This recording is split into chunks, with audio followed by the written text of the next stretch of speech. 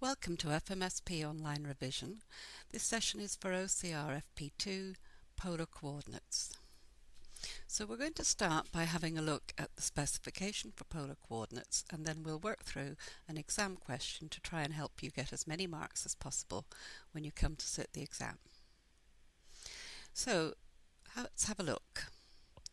Candidates should be able to, Part A, understand the relations between Cartesian and polar coordinates using the convention r is greater than or equal to naught, and convert equations of curves from Cartesian to polar and vice versa.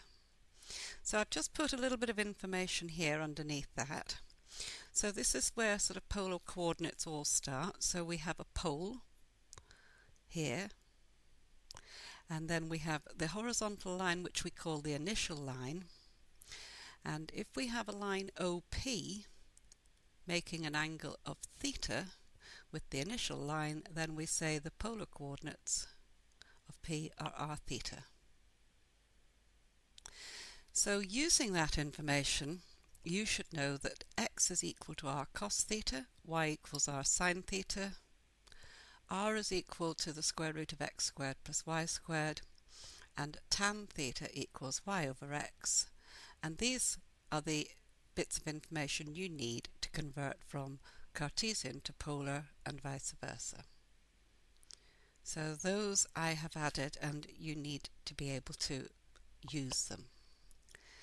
Then in Part B it says we've got to be able to sketch polar curves for theta between 0 and 2 pi, or between minus pi and plus pi, or in fact a subset of either of these intervals, and identify significant features of polar curves such as symmetry, least greatest values of r, and the form of the curve at the pole.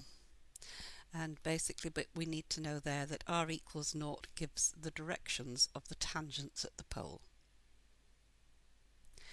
And Part C, we've got to use the formula a half r squared d theta, the integral of r squared d theta for the area of a sector. So we'll have a look at an exam question now. So a curve has a polar equation r equals 1 plus cos 3 theta, and the range we're given is that theta is greater than minus pi, less than or equal to plus pi. Three things. First of all, we've got to show that line theta equals 0 is a line of symmetry. We've got to find the equations of the tangents at the pole, and we've got to find the exact value of the area of the region enclosed by the curve theta equals minus a third pi and plus a third pi. So Part 1. Now the theory behind Part 1 is about the fact that in general, if we take symmetry for polar graphs, then in general if f of theta is equal to f of 2 alpha minus theta, if we can show that, then that means that the line theta equals alpha is a line of symmetry. So that's the sort of theory behind what we're doing. But in our case, we are given the line theta equals 0. So we need to show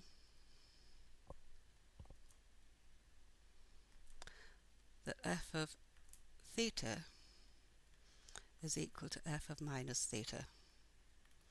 In other words, we need to show that our equation r equals 1 plus cos 3 theta is unchanged when we replace theta by minus theta.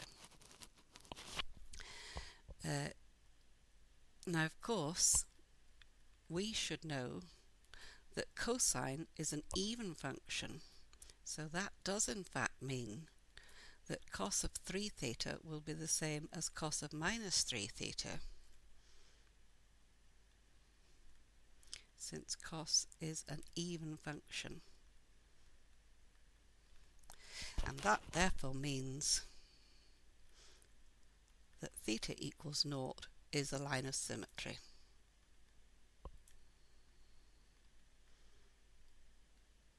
and I'll just write that underneath. Right.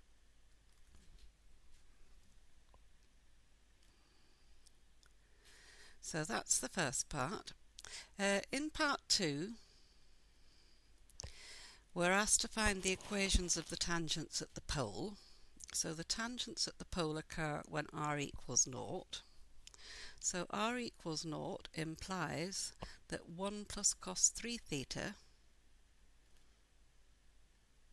is equal to 0. So cos 3 theta is equal to minus 1. Now you do need to be careful when you're writing this next bit down that you include enough values to get all the answers.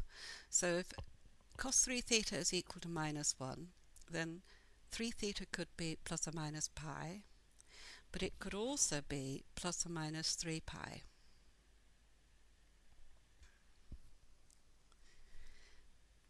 And we won't need any more values, which means when we divide by 3, we can get pi over 3 plus or minus pi over 3. Now they will be within our range, but when we divide the plus or minus 3 pi, then we're only going to need to take the positive value, because remember, negative pi was not included in our region. So if we just have a look at where the marks are awarded, there is 1 mark for sort of mentioning the fact that 1 of cos 3 theta is equal to 1 of cos minus 3 theta, and therefore we have theta equals a line of symmetry and an accuracy mark there. We get a method mark for putting 1 plus cos 3 theta equals 0. We get an accuracy mark here for getting 2 of the values, so plus or minus pi over 3, and we get a second accuracy mark if we get all 3 answers. So if we look at the third part of the question now, where we're asked to find the exact value of the area, then remember that the area is given by a half times the integral of r squared d theta. And in our particular case, we're asked to find the area between minus a third pi and plus a third pi. So we can put those limits on. And then what we'll have to do is substitute in using the equation which I've just reminded us of over here, which was 1 plus cos 3 theta. So if we substitute that in, we'll get a half of 1 plus cos 3 theta all squared, and again between minus pi over 3 and plus pi over 3, and now we'll just multiply out the brackets. So we get 1 plus 2 cos 3 theta plus cos squared 3 theta, again putting in our limits. And now what we need to remember from A2 core is that in order to integrate cos squared, we're going to need to use the double angle formula. So I'll just remind you of that. That means that cos 6 theta is what we'll be using. Cos 6 theta is equal to 2 cos squared 3 theta minus 1. So if we substitute that in, and then we should be ready to integrate. So we'll have 1 plus 2 cos 3 theta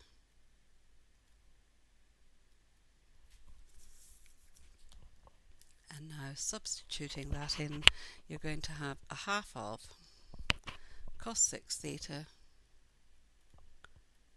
plus 1.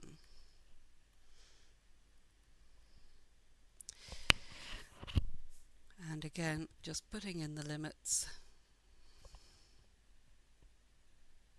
And now we're ready to integrate. So we have a half of theta plus, so we're integrating cos, so we'll get sine 3 theta. We'll need to divide by 3, so it'll be 2/3 of sine 3 theta. That will be 1/12 of sine 6 theta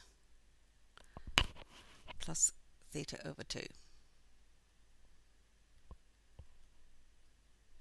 And again, putting in the limits. And now we just need to evaluate carefully.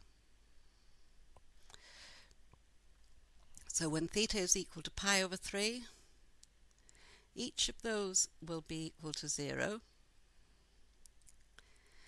for sine 3 theta and sine 6 theta, and then theta over 2, so that's pi over 6. And subtracting the value when theta equals minus pi over 3, again each of these will be 0 and we'll have minus pi over 6.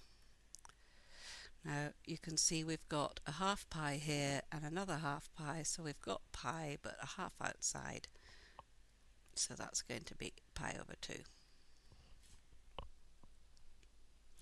So just need to be very careful when you work through that, that you don't make any mistakes. There were 5 marks for that question.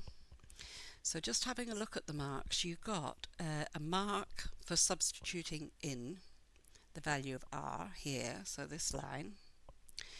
You got a method mark, in fact really 3 method marks as you work through here. So multiplying out the brackets, substituting in using the double angle formula and integrating correctly, so a method mark for each of those lines, and then you got an accuracy mark at the end, so 5 marks in total.